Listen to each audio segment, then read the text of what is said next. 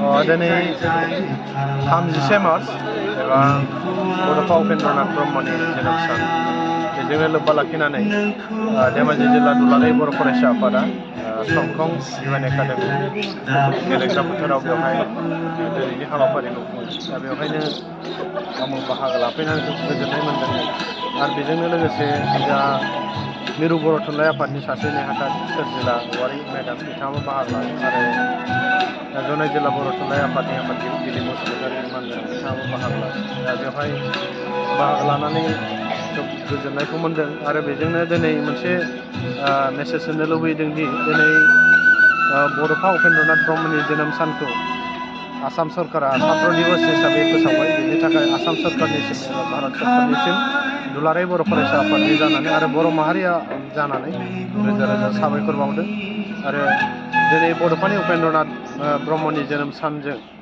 गासैबो बर' माहारिनि आरो आसामनि रायजो राजा बिथांमोननिसिम गाहाम हामलायथि बावहरदों जाहाथे फैबाय थानाय समफोराव जों बर' हारि जौगानायनि खामानि मावनो बड'फाया सोरगोआव थानानै बोर सारस्रिहरथों आरो मोजां खामानि जों मावनो जोंनो बर' माहारिनि गोहो हरथों बेखौ उपेन्द्रनाथ ब्रह्म बिथांनिसिम आर'ज गाबनाय थाबाय आरो जि दिनै बड'फानि सानस्रि आरो सान्थौखौ लानानै दिनै रायजो राजा आरो फरायसाफोरजों सावरायनाय जादों। दा बेवहाय गोबां खोथाखौ बड'फानि जिउ जारिमिनजों लोगोसे फरायनाय बेखौ बिथा खालामनानै आरो बर' माहारियारि बादनि सायाव जोंनि फरायसा फरायसुलि बिथांमोनजों फंनैसो खोथा सावरायलायनाय जादों आरो बेवहायनो बाहागो लानानै गोजोननायखौ मोन्दों आरो खोब माने मोजां जायाखैब्लाबो जब जब जादों होननानै बुंनो हायो। आं बेखिनिखौनो बुंबाय।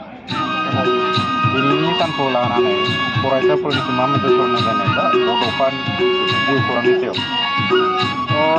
दिनै 31 मार्च एबा बड'फानि जोनोम सान बेयाव जोंनि बर' फरायसा गासिबो बर' माहारिनि बर'नि फरायसाफ्रा मिथिनाया गोनांदि बर'नि सासे दैदेनगिरिमोन आरो बड'फाया मा मा मावलांखो दा बेनि जिउ जारिमिनखौ फरायनांगौ आरो मिथिनानै लानाया जों साफ्रोमबो बर' हिसाबै जोंनि दायथ' बिबान दं। दा बेखौ मिथिनानै लानो थाखाय बर'नि जे फरायसा जाखांफुबाय थानाय बिथांमोनखौ खावलायदों जाहाथे बिथांनि जिउ जारिमिनखौ मोजाङै मिथिनो हायो आरो नैबेबायदि हाबाफारिफ्राव फैयोबा बिथांनि जिउ जारिमिन आरो फरायनाय आरो मोनसे समाव जाथि दैदेनबोनायनि खोथाफोरखौ मिथिनो हायो।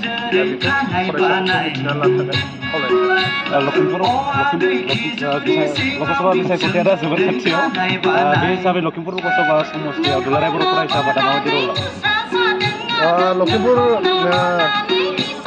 लकसभा बेनि इलेक्सना फार्स्ट फेजआवनो जागोन। दा बेवहाय जों बयबो मिथिबाय जिहेथु जोङो दुलाराय बर' फरायसा आफाद हिसाबै जों बेखौनो माने नोजोर बोबाय थादों जिहेथु जोंनि 2020 सननि जि माखासे एकर्ड बै एकर्डफोरा दिनैसिम माखासे मावफुंजाबाय माखासे मावफुंजायाखै।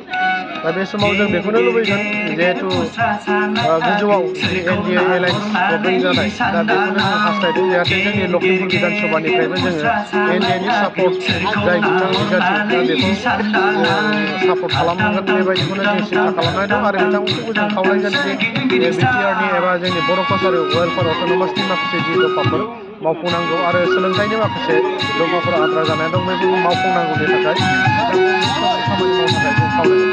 सासे बर' बिजाथि ओंखारदों बिथांनिखौ नोंथाङा मा बुंनो सानो?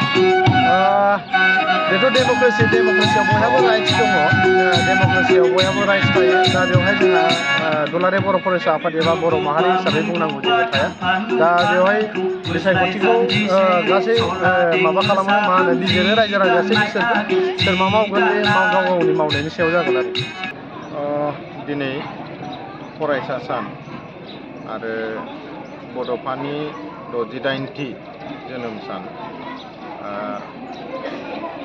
गेदेमानि जोनोम सानखौ दुलाराय बर' फरायसा आफादा फरायसा सान हिसाबै फालिबोगासिनो थाखादोंमोन आरो दिनै जोङो गोग्गानाय मोनसिनगोन 2 बोसोर जाबाय आसाम सरकाराबो मानाव गेदेमा बड'फानि जोनोम सानखौ फरायसा सान हिसाबै फोसावबाय आरो दिनैनि सानाव दुलाराय बर' फरायसा आफादा मिरुनिफ्राय जिल्ला दख'रा आरो दालाइसा गासैबो जोंनि मावख'आव फुंबिलिनि आर'ज गाबनायजों लोगोसे फिरफिला बिरहोनायजों लोगोसे बड'फानि सावगारियाव बिबार बावनाय मुंख्लंफोरनो बिबार बावनाय आरो गोथारनि गोजोननि थाखाय फारौ बिरहोनाय बे हाबाफारिखौ मावफुंनो थाखाय मिरु दुलाराय बर' फरायसा आफादा खावलायदों। बे लेखानो दिनै धेमाजि जिल्ला दुलाराय बर' फरायसा आफादाबो जोङो जोंनिनो जिल्लानि सिङाव थानाय सिमेन्ट सापरि दख'रा दुलाराय बर' फरायसा आफादनि बेन्दोङाव थानाय बे समखं UN एकाडेमि बेनि फोथाराव जोङो जिल्ला हिसाबै बड'फानि जोनोम सानखौ फरायसा सान हिसाबै जोंबो फालिदों। दा बेवहाय जोङो खोब गोजोननाय मोनदों। नोंथांमोन खौरांगिरि नोंथांमोननिसिमबो धेमाजि जिल्ला दुलाराय बर' फरायसा आफादनि जानानै साबायखर जासिदों बे फालिथायाव नोंथांमोना फैनानै सुलाद लाफैनायनि थाखाय।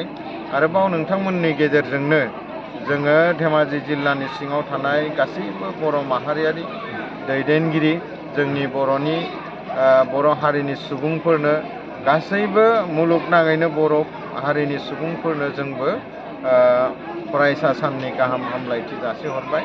दिनै जोङो फुंबिलिनिफ्राय आर'ज गाबनाय, फिरफिला बिरहोनाय, बड'फानि सावगारियाव बिबार बावनाय आरो मुंख्लंफोरनो बिबार बावनाय, गोजोननि थाखाय फिरफिला बिरहोनाय बे हाबाफारिखौ जोंबो मावफुंबाय। दान्दिसेनि उनाव जोंनि गेवलां मेल, बे गेवलां मेला जागोन। गेवलां मेलाव जोङो मिरु दुलाराय बर' फरायसा आफादनि सासे नेहाथारि बिथांखौ गाहाय आलासि हिसाबै लानानै आरोबाव जोंनिनो बर' थुनलाइ आफादनि सासे नेहाथारि सोरजिला आब' बिथाङा जोंनि दिनैनि गेवलां सावराय मेलाव बुंथिगिरि, आरोबाव जनाय जिल्ला बर' थुनलाइ आफादनि मानगोनां आफादगिरि बिथाङाबो जोंनि सासे आलासि, आरो जोंनि धेमाजि जिल्लानि सिङाव थानाय गुबुन गुबुन माहारियारि आफादफोरनि दैदेनगिरि बिथांमोनखौ लाफानानै दिनैनि जि मेहेर गोनां जोंनि फरायसा सानजों लोब्बा लाखिनानै गेवलां मेल जागोन आरो बे गेवलां मेला थारैनो खोब मोजां जागोन बेखौ जोङो हास्थायदों। आरो दिनै खोब गोजोननाय मोनदों जे दुलाराय बर' फरायसा आफादनि मोनसे समनि सासे दैदेनगिरिनि जोनोम सान, बे जोनोम सानखौ जोङो दुलाराय आसाम नाङैनो फरायसालि, गुदि फरायसालि, गेजेर फरायसालि, गोजौ फरायसालि आरो जौमा फरायसालियाव फरायसा सान हिसाबै फालिनो मोनदों आरो बे मोननायखौ जों जोबोद गोजोननाय फोरमायदों। दा जोङो थारैनो नंगौ बिथाङा जे सासे बर' माहारिनि गेदेमा दैदेनगिरि, बर' माहारिनि साफ्रोमबो सुबुंखौ गावनि जिउनि थाखाय, गावनि सोलोंथाइनि थाखाय, गावनि मोनथायनि थाखाय, बे रांखान्थि मोनथाय, बे राजखान्थि मोनथाय, बे उदांस्रिनि मोनथाय आरो आलादा बर' रायजो दानायनि जि जोंनो सिमां सुजुनानै होलांदों, सान्थौ सानस्रि आरो आदर्श होलांदों, बे थारैनो जोंनि थाखाय गोसोआव लानानै खामानि मावलांनो गोनां। आरो बिथांनि सान्थौ सानस्रिखौ थुलुंगा लानानै जोंनि जिउ राहा दानायनि जि हाबाफारि बेवहाय जोंहा मावलांनो गोनांनि गोबां खामानि दं। जोंनो मोनसे गोथां सिमां बिथाङा नुनानै होलांदों, बे गोथां सिमांखौ जों अराय जाफुंहोनो थाखाय जोङो नाजानांगोन। दिनै बर' माहारिनि गोबां सुबुङानो, बर' माहारियाव गोबां सुबुं जोनोम जानानै फैदों, गोबाङानो जोबलांदों, नाथाय बिथांनि जि सान्थौ सानस्रि आरो गोथां सिमां बेखौ जों मावफुंनो हायाखै आरो बेखौ मावफुंनोनो दिनै साफ्रोमबो बर' फिसाफोरा नाजागासिनो दं आरो जोङो नाजालांबाय थानांगोन। दा ओंखायनो नोंथांमोननि गेजेरजों बेखौनो खावलायगोन, जोङो बड'फाया मोनसे गेरेमसा बर' माहारि दानो नागिरनायनि जि सिमां नुनो होलांदों, बे सिमांखौ जोङो दुलाराय बर' फरायसा आफादनि दैदेनगिरि हिसाबै बिथाङानो सान्थौ सानस्रि होलांनाय बड'फा मिशन फर सास्टेनेबल चेन्ज, बेनि गेजेरजों दुलाराय बर' फरायसा आफादा खामानि मावगासिनो दं आरो मावबाय थागोन। जोङो बिबानाव थाजासिमाव आरो बर' फिसा हिसाबै जोङो बर' माहारिनि मावनां हाबाखौ बयबो सम होलायनानै मावनांगोन आरो बेबायदिनो जुदि जोङो मावबाय थायोब्ला मोनसे समाव थारैनो बड'फानि जि नुनानै गालांनाय गोथां सिमां, बे बर' माहारिया मोनसे गेरेमसा माहारि जाहैगोन आरो मोनसे गावनो आलादायै गावनि हादोर थानाय मोनसे जोङो जाथि जागोन, बेखौ जोङो हास्थायो आरो बेखौनो नोंथांमोननि मेडियानि गेजेरजों गासै रायजोफोरनो जोङो फोरमायदों। गोजोनथाव खौरां, बाजाज बाइक लानो गोसो गुदुं सुबुंफोरनि थाखाय गोजोनथाव खौरां। क'क्राझार सहराव थानाय दावहारु अट' एजेन्सिया 27 मार्चनिफ्राय 30 एप्रिलसिम बिहु एन्ड ईद धमाका अफार आरो एक्सचेन्ज मेलानि गोबां खाबुफोर होगासिनो दं। दावहारु अट' एजेन्सिनिफ्राय बायगिरि बिथांमोना 7,999 राङावनो लवेस्ट डाउन पेमेन्ट होनानै बाजाज बाइक लानो हागोन। दावहारु अट' एजेन्सि श'रुमजों लोगोसे कारिगाव फेस्टिभ आउटलेट आरो दतमा फेस्टिभ आउटलेट आरो भटगाव फेस्टिभ आउटलेट ब्रान्च श'रुमाव होबाय थानाय बिहु एन्ड ईद धमाका अफार आरो एक्सचेन्ज मेलायाव फैनानै नोंथांनि लुबैनाय बाजाजनि बाइकखौ लांफैनो हागोन। बाजाजनि बाइक सालायनो मोजां मोनग्रा रायजो राजाफोरनि थाखाय दावहारु अट' एजेन्सि श'रुमा बेनि अनगायैबो गोबां मोजां अफार लाबोदों। बेफोर अफारफ्रानो जाबाय जेरै helmet free, 2 litre petrol free आरो गासैबो मडेलनि एक्सचेन्ज खाबुआ एभेलेबल जागोन। आरोबाव गुबुन मोनसे मोजां खाबुआ जादों 500 रां होग्रोनानै गोसोबादि बाइकखौ नोंथाङा आवगायना दोननो हागोन। गोबां बाथ्रा मिथिबावनो थाखाय 60000399878822018193 जानबुं नाम्बारनि गेजेरजों खौरां लाहरनो हागोन।